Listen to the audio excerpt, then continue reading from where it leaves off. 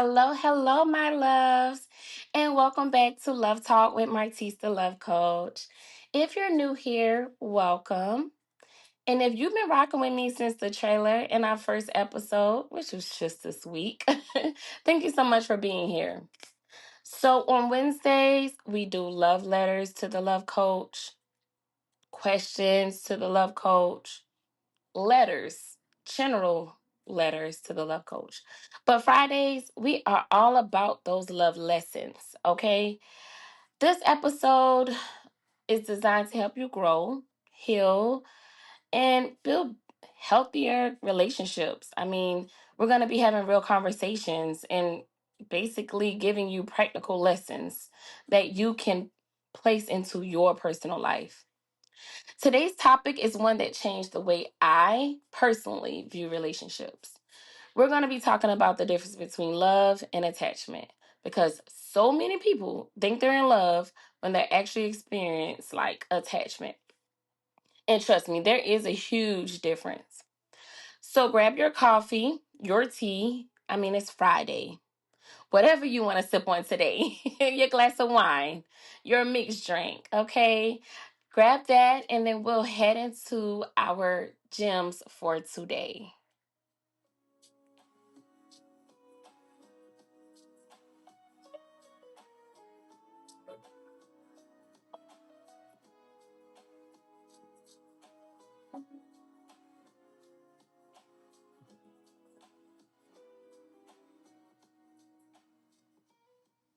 All right, so I am almost certain you've had time to grab what you needed to grab. This is a podcast. You can literally walk with your phone. So I am personally drinking a glass of red wine. I have been thinking, okay, it's Friday, it's the weekend. We've had long weeks. We've had to deal with graduations, children, jobs, bosses, coworkers, everything, difficult family members. Dealt with it this week. We deserve a glass of wine or some good tea or whatever you have in your cup right now. It could be some water with mint and lemon, which is what I love. So let's get into it. And again, thank you for being here. The love gem for today is that love should bring peace, not constant confusion. So I'm going to say that again. Love should bring peace and not constant confusion. Now, that doesn't mean relationships are perfect.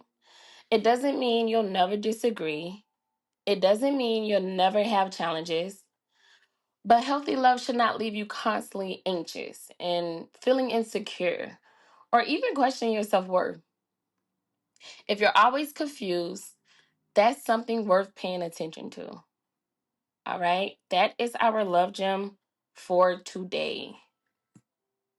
So let's talk about it. What is love? Before I give my expert opinion, you tell me, what is love? Answer it out loud. It's just me and you. Answer it. I just want to hear.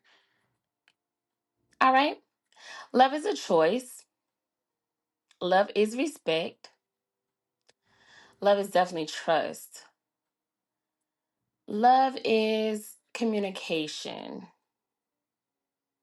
Love is growth. Love is wanting the best for someone while still wanting the best for yourself. Love is wanting the best for someone while still wanting the best for yourself. So love says, like, I care about you. I respect you. I support you. Most importantly, I choose you. But here's something important. Love doesn't require you to lose yourself. Love doesn't require you to abandon your needs. Love does not require you to sacrifice your peace. Real love is safe. Real love creates trust. Real love allows both people to grow, not just by themselves, but together. Because when you love someone in a healthy way, you don't stop being yourself. When your love is healthy, you don't have to change who you are. You become more of yourself, but you don't have to stop being who you are. Okay? Personal story for me, okay? So one thing I have learned based on my experiences throughout my life is that many of us weren't taught what healthy love actually looks like. I have an amazing mother. Let me be clear. My mother is my everything. She loved me the way any child would want their mother to love them. But that wasn't the only relationship that I had around me. We learned love through what we saw. It could be from TV, it could be from family, friends. We learn love through our experiences. It could be from past relationships or being traumatized by something else in our life. We learn from our wounds, which is that trauma I'm speaking of. And sometimes we mistake intensity for love. We mistake obsession for love, and we mistake being needed for love. Because I know people who stayed in relationships because they were afraid to start over. And again, this is very personal for me because I was that person. I stayed in a relationship because I was too afraid to, I think, be alone. And I was too afraid to start over. It felt like too much work had to be done. I also know people who stayed because they thought being alone meant they failed. And I get that. And then what I realized is that fear can sometimes disguise itself as love. Just because you're holding on doesn't mean it's healthy. Just because you're afraid to lose someone, it does not mean they're meant for you. Sometimes what we're doing is we're holding on to the idea of a person more than the reality of who they are. Somebody has to understand that. All right. Sometimes we're definitely holding on to the idea of the person that we have more than the reality of who that person really is. Okay. So now we talked about love and what is love. So, what is attachment? I want to hear you. Tell me what attachment is. So, say it out loud. And then I'm going to tell you what attachment is. I want you to say out loud what you feel attachment is. Do you think it's a difference from love? If so, how? Because with love, we said that love is a choice, love is respect, love is wanting the best for someone while still being able to be yourself. Love is communication. If you have those same definitions for love as you have for attachment, this is why you're here. Now let's talk about attachment. Attachment often comes from fear. That fear of being alone I just spoke about, fear of abandonment, fear of rejection, fear of not being enough. So this is how attachment sounds. I need you. I can't live without you. My happiness depends on you. If you leave, I'll fall apart. Now, being honest, because it's just me and you right now, have you ever said any of those things? Even if it wasn't to another person, did you write about it? Did you pray about it and say, hey, if this person leaves me, I don't know what I'm going to do without them? If you leave, I'll fall apart. So, what attachment does is it creates anxiety. You're constantly checking your phone, you're overanalyzing texts, you panic when they don't respond. Here's an important one, right? You ignore red flags because losing them feels worse than losing yourself. So, what attachment does is it makes your world smaller, but love makes your world bigger. That is the difference, ladies and gentlemen. Love is going to make your world so much bigger, so much brighter, beautiful, peaceful, supported. But attachment is going to make your world so small that you're going to feel like you're in a little bubble. So, what I want to do is throw out 5 signs that you may be attached rather than in love. So, sign one is that you ignore red flags. I mean, you see them, you know they're there, but you keep making excuses. Okay? You ignore these flags, these red flags because well, they're just doing this because they had a rough they was never taught how to love growing up. Or she is making me feel this way because I lied 2 years ago and I'm still making up for it. He is yelling and calling me out of my name because I had an attitude and I understand. You are ignoring red flags. You see them, you know they're there, but you keep making excuses. All right, sign number 2. So your mood depends on them. If they're happy, you're happy. If they're distant, your entire day is ruined. Why? You mean to tell me that you love someone, so because they're not happy, you cannot be happy? You mean to tell me that you love someone, but because they are being distant, your entire day has to go into shambles? So that is sign number 2. If your mood depends on them, are you really in love? Is this love or attachment? All right, sign number 3 that you may be attached. You fear being alone. Not because you love them, but because you don't want to be by yourself.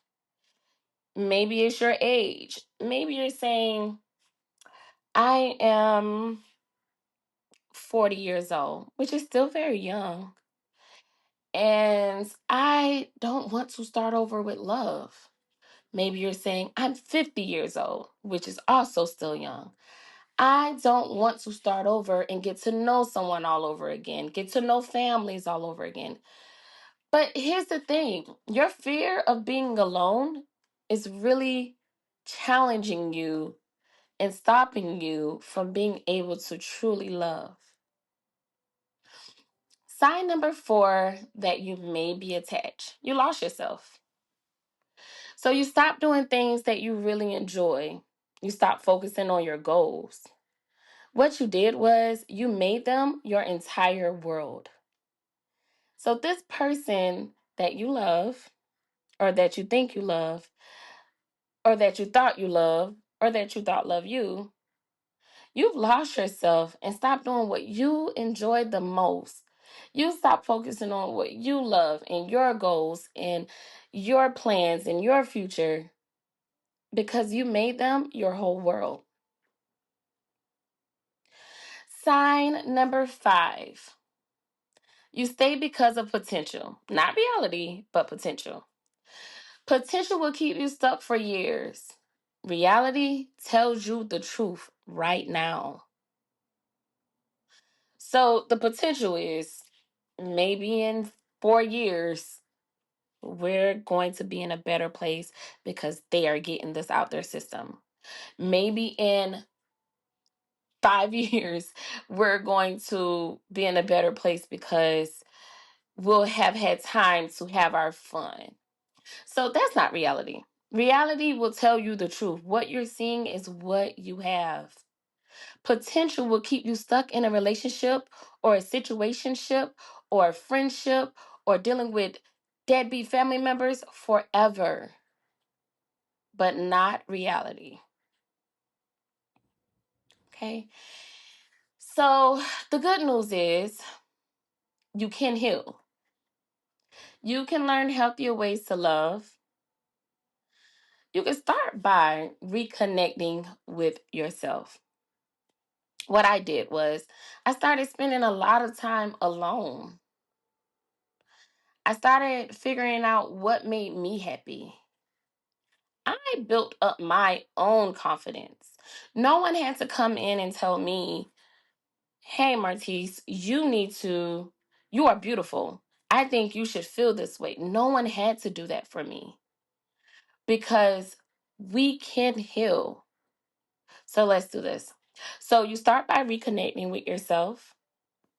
You spend time alone. Maybe take yourself to dinner, take yourself to lunch, take yourself on a spa date. Heck, go on a mini vacation with just yourself. I call those weekends my me time. And I take those often where even though I'm in a wonderful relationship, a wonderful marriage, I would take a weekend where I'm away and it's just me because it's necessary. So, what you're going to be doing is you're going to be discovering what makes you happy. So, you're going to set boundaries. You're going to build that confidence. You're going to create a life that feels fulfilling, even if you're single, even if you're married, even if you're dating. The healthiest relationships happen when two people choose each other in a healthy space. Not when two broken people try to complete each other. It never works that way. It won't work that way. Okay? So, this is my challenge for you, okay? So, I want you to ask yourself, have I been choosing love or have I been choosing attachment? I mean, you could ask yourself out loud, you can journal your answer. But the important thing is you have to be honest with yourself because growth starts with honesty. If you're not honest with yourself, then how do you plan to heal? If you're not being honest with where you're at, then how can you get to where you need to go? All right, it's time for our affirmations and our closing. Because I love to leave on a positive note. I love to leave with some good mindsets. So yes, let's breathe for a minute. I just dropped some lessons on you and is someone out there right now that this is hitting so personal for? So yeah, let's breathe.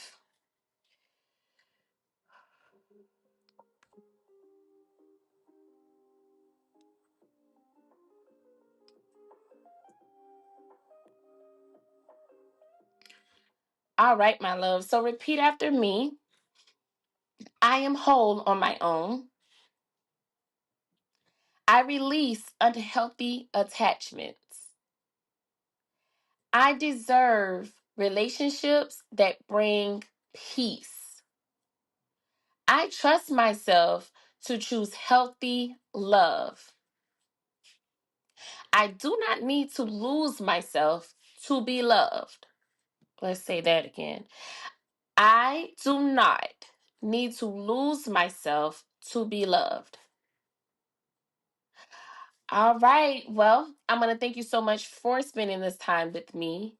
If you enjoyed this episode, make sure you follow the podcast, share it with a friend, leave a review, and also follow me on my social medias. We have Instagram, Love with Martis. Then we have Facebook, TikTok, and am I missing one? I think it's just Facebook and TikTok. It is Martis the Love Coach. My website is martisthelovecoach.com where you can purchase couple journals, teen self-healing journals, and adult back to me self-healing journals. And don't forget, Wednesdays are letters to the love coach. If you like your letter to be anonymous and you want it featured on my next episode, which is next Wednesday, submit it through my job form, which is on every single social media platform. Until next time, keep healing, keep growing, and remember, you deserve the love you're looking for. I'm Martis, the Love Coach, and I will talk to you guys again soon. I love y'all.